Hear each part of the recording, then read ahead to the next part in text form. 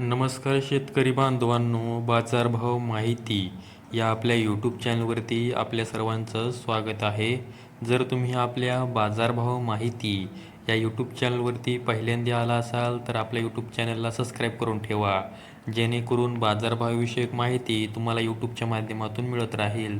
तर शेतकरी बांधवांनो, आजच्या व्हिडिओमध्ये आपण कांदा बाजारभावाविषयक माहिती पाहणार आहोत.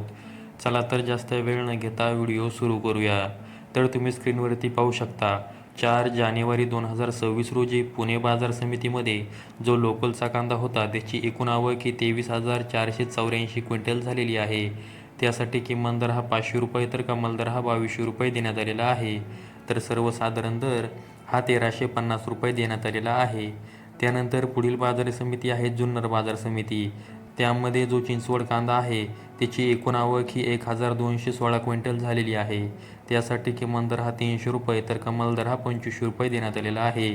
तर सर्वसाधारण दर हा 1800 रुपये देण्यात आलेला आहे. त्यानंतर पुढील बाजार समिती आहे जुन्नर औतूर बाजार समिती. यामध्ये जो चिंचवड कांदा आहे त्याची एकूण आवक ही 7126 क्विंटल झालेली आहे. त्यासाठी किमान दर हा 1000 रुपये तर कमाल दर हा 2510 रुपये देण्यात आलेला आहे. तर सर्वसाधारण दर हा 1500 रुपये देण्यात आलेला आहे. त्यानंतर पुढील बाजार समिती आहे कोपरगाव बाजार समिती. यामध्ये जो लाल कांदा आहे त्याची एकूण आवक ही 6260 क्विंटल झालेली आहे.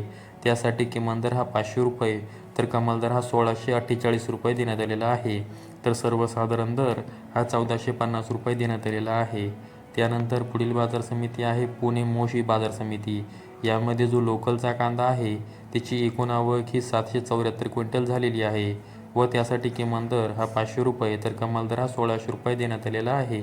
तर सर्वसाधारण दर हा 1050 रुपये देण्यात आलेला आहे. त्यानंतर पुढील बाजार समिती आहे रामटेक बाजार समिती. यामध्ये जो उन्हाळी कांदा आहे त्याची एकूण आवक ही 43 क्विंटल झालेली आहे. त्यासाठी किमान दर हा 1100 रुपये तर कमाल दर हा 1500 रुपये देण्यात आलेला आहे. तर सर्वसाधारण दर हा 1300 रुपये देण्यात आलेला आहे. त्यानंतर पुढील बाजार समिती आहे छत्रपती संभाजीनगर बाजार समिती. यामध्ये जी कांद्याची आवक झालेली आहे ती 3717 क्विंटल झालेली आहे. त्यासाठी किमान दर हा 500 रुपये तर कमाल दर हा 1800 रुपये देण्यात आलेला आहे. तर सर्वसाधारण दर हा 1150 रुपये देण्यात आलेला आहे.